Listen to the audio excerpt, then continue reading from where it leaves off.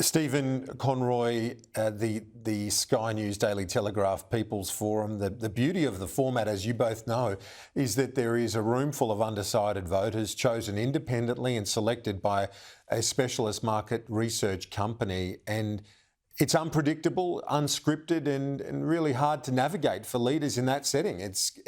I guess that's why we think it's the best format, Stephen. No, look, and like Michael just said, congratulations to you and Sky for securing that. I think this election campaign is on a knife edge. You've seen movement in polls the last 4 or 5 days. If you're the Prime Minister, you'd be very happy with, but they're all within what you call the margin of error. So I think the actual performance, probably for the first time in 5, 6, 7 elections, the election campaign is going to help determine the outcome. Often, ScoMo was probably dead beforehand. Labor was probably dead in 2013. 2010 became a debacle with lots of distractions. So I think the performance of the PM and the performance of Peter Dutton, which is going to be on show for Australians to see on your debate next week, Kieran, is absolutely vital. They both have to perform well. Yeah. If one of them blows it, that could be lasting damage going forward, because this election is so tightly framed between the marginal seats in different states going in different directions. So I think this is going to be fascinating to watch next Tuesday night.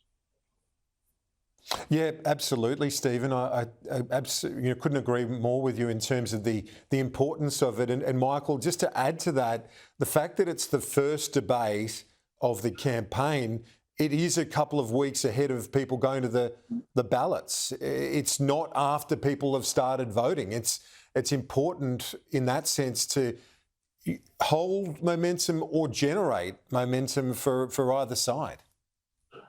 Yeah, I think it's. I agree with Stephen completely. I think it's vital for both leaders. By next Tuesday, which we know is a week away, Albo will be under pressure for the reasons which I've just explained, and that's why at that forum he probably needs to announce a couple of big new policies to regain momentum. The polls appear to look as if he has got momentum. I can tell you those polls are out of date. He is now losing momentum every day because he can only talk about Medicare, and he's barred from talking about all the other subjects I just mentioned. So I think on Tuesday night, he's going to be under real pressure by then to come out with some big new ideas, because people basically are disappointed with the Albanese government, whether you're Liberal, Labor, whatever. I mean, I think there's a general sense of disappointment with the performance of the government.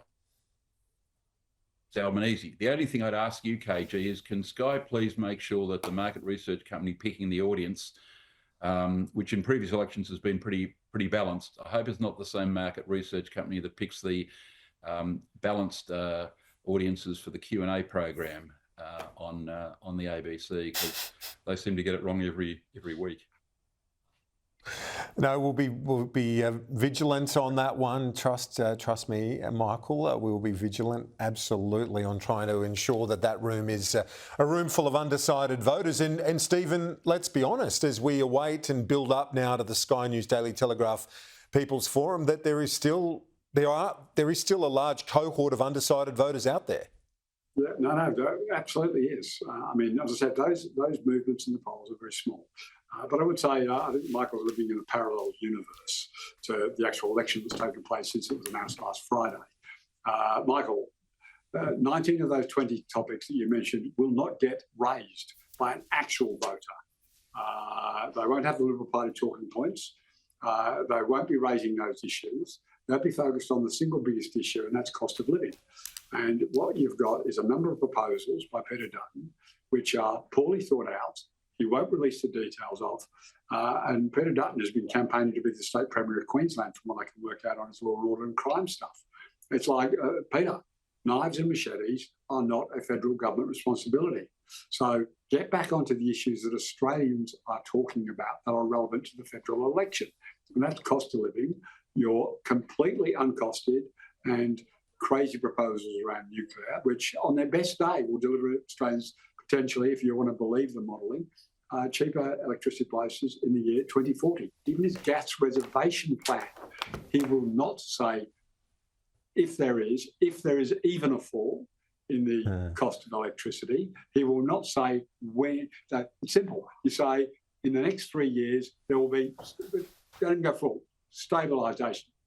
So he can't even say whether there'll be an impact by his gas reservation policy in the next 3 years. So he's got to come up with some pretty substantive policy between now and next Tuesday. Stephen, Michael, thank you for your reaction on that breaking news. Appreciate that.